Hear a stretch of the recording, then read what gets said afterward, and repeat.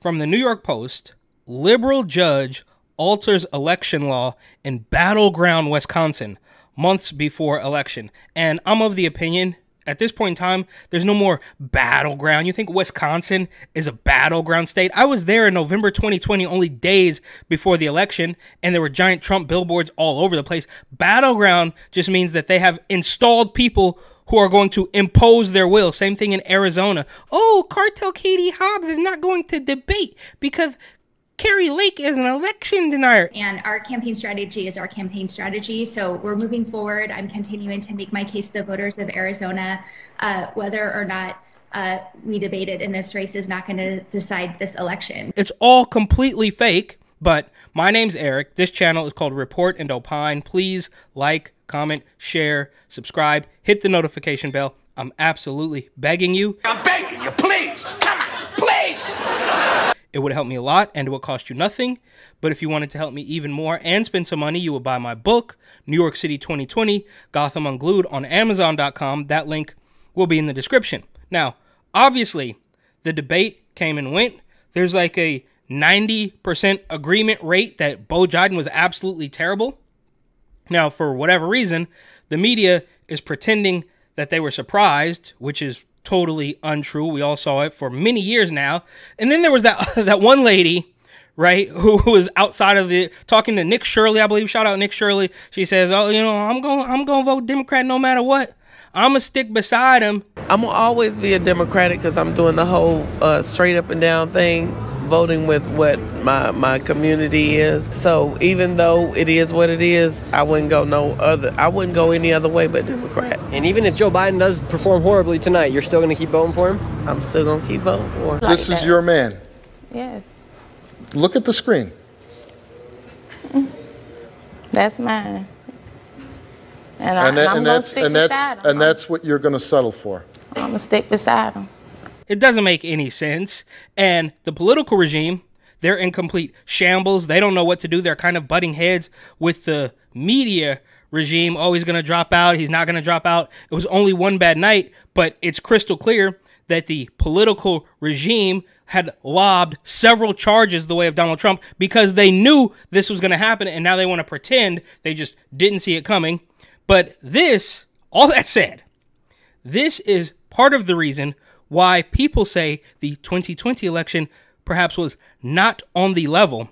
From Watertown, Wisconsin, a Dane County Circuit Court judge who once said people who steal from big box stores shouldn't be prosecuted, ruled that disabled Wisconsin voters can request and download electronic ballots, a change that could cause election administration problems in the battleground state this November. So I love how the New York Post, right? And they are pretty level-headed, right? They cover everything from the lopsided tits of a stripper to illegals and everything in between. But they, up front and center, they lambast this guy as somebody who basically said, if you steal, you shouldn't be prosecuted. So kudos to them on that. I'm sure the left is going to hate it. But Judge Everett Mitchell, who also serves as a pastor in Madison, Wisconsin, for the record. I mean, it was completely destroyed. There's zombies out there putting their mask up between sips of coffee outside of a coffee shop that had boarded up windows because of all the love and support, you know, during the summer of love in 2020. But I digress.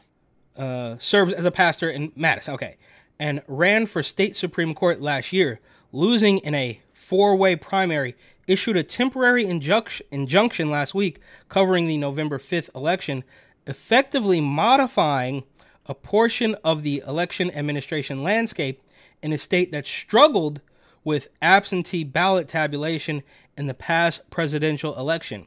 So this is not to say, oh, they are going to obviously try to pull one over on us once again, but more importantly, they just want to create more chaos. So, you know, they're juggling, they're doing backflips, they're doing all this stuff is really to just distract from what is even more sinister behind the curtains.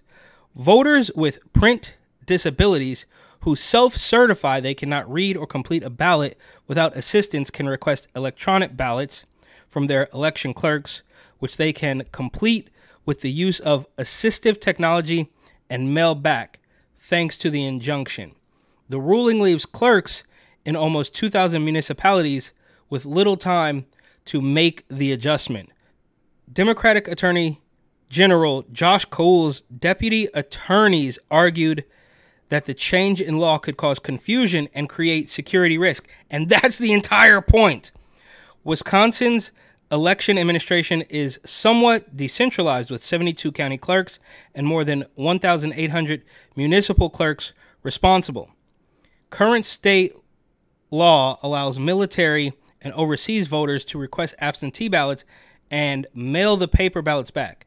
Before the injunction, disabled voters would have used the same process as any absentee voter request. An absentee ballot from a local election clerk, receive and complete the paper ballot sent via mail, and drop off the ballot at the clerk's office or mail it back. Republican state legislatures filed an appeal in conservative Waukesha County, arguing, among other things, Judge Mitchell is disrupting the status quo months before a major election. Yeah, you had plenty of time to make this happen, but you couldn't do it then. And now seems like the perfect time. Unless or until the appeal is upheld, clerks will be scrambling to adjust to the new absentee ballot law. Look, all of these, we should just ignore these people.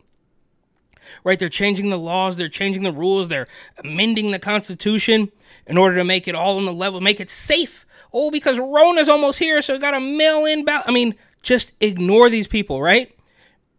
They ignore, right? Joe Biden said it himself.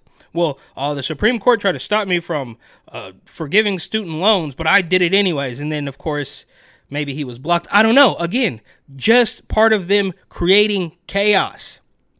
With the specter of the 2020 presidential election and Donald Trump's Wisconsin lawsuit hanging in the background, the Wisconsin Electors Commission declined to comment on ongoing litigation. The Republican National Committee Election Integrity Director did not respond to a request for comment. And here, this is another thing, right? Like, just like with scumbag, greaseball, bang your wife, Governor Gavin Newsom out in California, you know, one of his surrogates, who knows, whatever.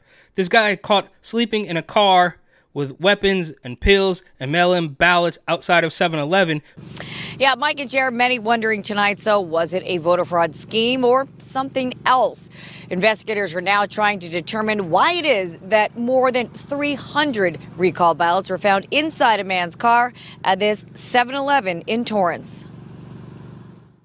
More than 300 mail-in ballots for the governor's recall race were found inside a car parked at this Torrance 7-Eleven with a man sleeping inside of it.